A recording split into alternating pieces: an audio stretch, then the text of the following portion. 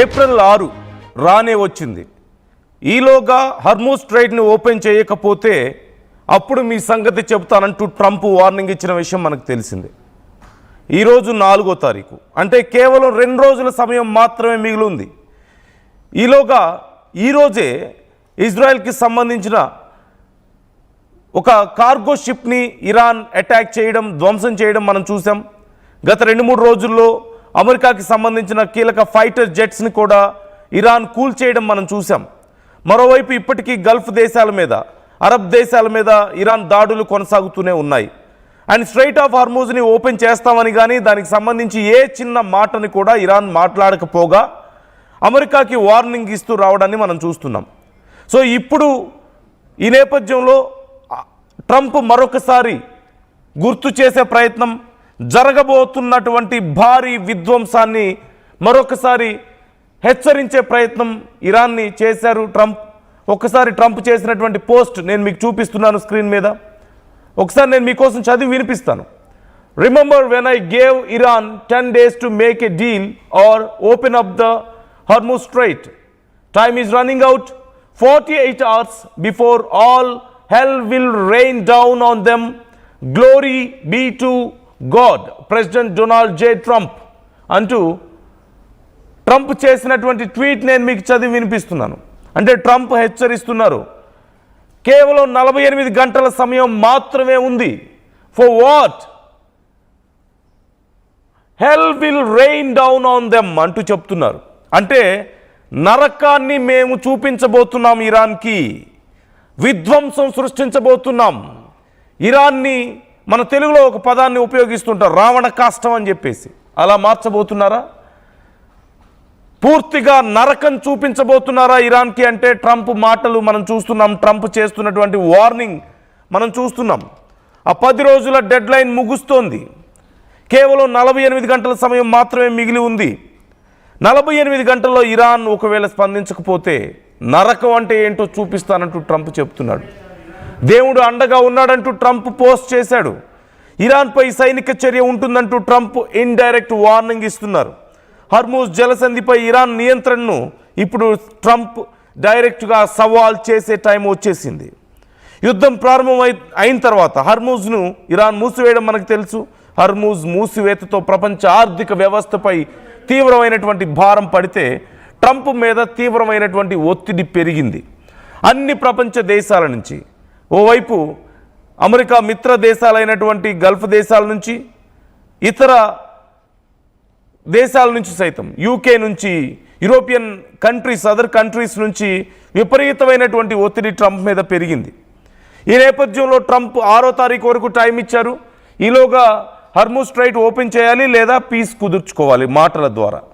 So piece talks ఏమైపోయాయో ఎవరికీ తెలియదు, అసలు ఏం జరిగిందో తెలియదు. పాకిస్తాన్ని ఇన్వాల్వ్ చేశాడు, ఒక పనికి మాలిన ఉగ్రవాద దేశాన్ని ఇన్వాల్వ్ చేసి పీస్ టాక్స్ని నడిపించమన్నాడు. అవి ఏమైపోయాయో ఎవరికి తెలియదు. చాలా ప్రోగ్రెసివ్గా నడుస్తున్నాయంటూ పాకిస్తాన్ చెప్పుకుంది, కానీ ఎలాంటి ఉపయోగం లేదు. మరోవైపు ఇరాన్ మాతో ఎలాంటి చర్చలు జరగలేదని చెప్పింది. వీటన్నిటితో పాటు ట్రంప్ ఒక 15 పాయింట్స్ పెట్టి వీటికి ఒప్పుకుంటే, ఈ రూల్స్కి ఒప్పుకుంటే నేను ఓకే చెప్తాను పీస్కి అని చెప్పాడు. కానీ ఇరాన్ మరోవైపు మాకు కొన్ని పాయింట్స్ ఉన్నాయి, మాకు కొన్ని రూల్స్ ఉన్నాయి, వాటికి ఒప్పుకుంటే మేము చూస్తాం అన్నట్లుగా వాళ్ళు చెప్పారు. అంతే తప్ప పెద్దగా ఎక్కడ పీస్ టాక్స్ ఏమీ నడవలేదు. Who is going to take this responsibility now? ఇదే అతిపెద్ద ప్రశ్న. ఇప్పుడు ట్రంప్ తీసుకుంటాడా ఈ రెస్పాన్సిబిలిటీ, ఈ ఫెయిల్యూర్ని అనేది చర్చ నడుస్తోంది. మరోవైపు ట్రంప్ ఏం చేయబోతున్నారు? నరకం చూపిస్తానంటూ ఇరాన్కి చెప్తున్నాడు. ఇరాన్కి ఇచ్చినటువంటి క్లియర్ వార్నింగ్, ఈ 10 రోజుల సమయం కనుక మీరు స్ట్రైట్ ఆఫ్ హార్మూజ్ని ఓపెన్ చేయలేకపోయినా, లేదంటే పీస్ టాక్స్కి ఒప్పుకోకపోయినా, పీస్ను కుదుర్చుకోకపోయినా మీ ఆయిల్ ఫీల్డ్స్ అండ్ పవర్ ప్లాంట్స్ని నేను ధ్వంసం చేస్తానంటూ ట్రంప్ చెప్పాడు. ఈ నేపథ్యంలో ట్రంప్ ఇప్పుడు కీలకమైనటువంటి ఇరాన్కి సంబంధించిన power plants and oil fields మీద దాడులు చేసే అవకాశాలు కనిపిస్తున్నాయి. సో ఏమేమి ఉన్నాయి ఆ లిస్టులో అనేది ఒకసారి నేను మీకు చెప్పే ప్రయత్నం కూడా చేస్తాను. ప్రధానంగా వీటిలో ఉన్నవి అహ్వాజ్ ఆయిల్ ఫీల్డ్, ఇరాన్లోనే అతిపెద్ద ఆయిల్ ఫీల్డ్ ఇది. రోజుకి లక్షల బ్యారెల్స్ ఇక్కడ ఉత్పత్తి అవుతుంది. ఇది గనక దెబ్బతింటే ఇరాన్ ఆయిల్ ఉత్పత్తి భారీగా పడిపోయే అవకాశం ఉంది.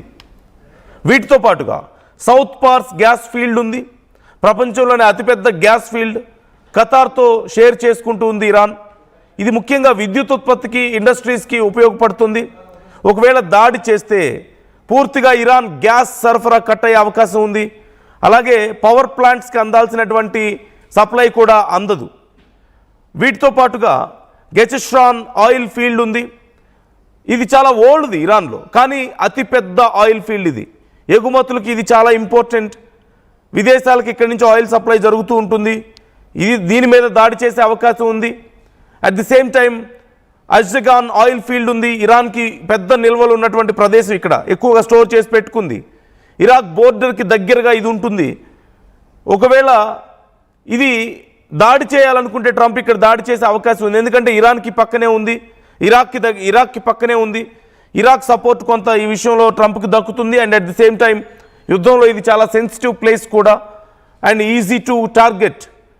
ఇక టెర్మినల్స్ గురించి మాట్లాడితే మోస్ట్ డేంజరస్ టార్గెట్స్ ట్రంప్ లిస్ట్లో ఉన్నవి మనందరికీ తెలిసి మనం చాలాసార్లు మాట్లాడుకున్నాం. కర్గ్ ఆయిల్ టెర్మినల్ మొత్తం ఇరాన్ ఎగుమతుల్లో 90% ఇక్కడి నుంచే జరుగుతుంది. చైనాకి కూడా మోర్ దాన్ 10% ఇక్కడి నుంచే సప్లై అవుతుంది వాళ్ళ మొత్తం ఇంపోర్ట్స్లో. సో ఇది గనక దెబ్బతింటే జనరల్గా మనం ఇంతకుముందు కూడా మాట్లాడుకున్నాం, this is a beating heart of Iran అని చెప్తూ ఉంటారు. అంటే ఇరాన్కి గుండెకాయగా దీన్ని చెప్తూ ఉంటారు. ఒక చిన్న ఐలాండ్ ఇది, ఇరాన్కి ఒక 30 కిలోమీటర్ల దూరంలో ఉంది. దీని మీద దాడి చేస్తానని ఇంతకుముందు కూడా ట్రంప్ చెప్పాడు. దీన్ని ఆక్యుపై చేసుకుందామన్న ఆలోచనలో కూడా ఉన్నాడు. దీనివల్ల ఒకవేళ దీన్ని కనుక ధ్వంసం చేస్తే మొత్తం ఇరాన్కి అందాల్సినటువంటి మొత్తం వ్యాపారం ఆగిపోతుంది చాలా వరకు, అండ్ చాలా లాస్ వచ్చే అవకాశం కనిపిస్తుంది. దీంతో పాటుగా బందార్ అబ్బాస్ ఆయిల్ ఫెసిలిటీస్ ఉన్నాయి.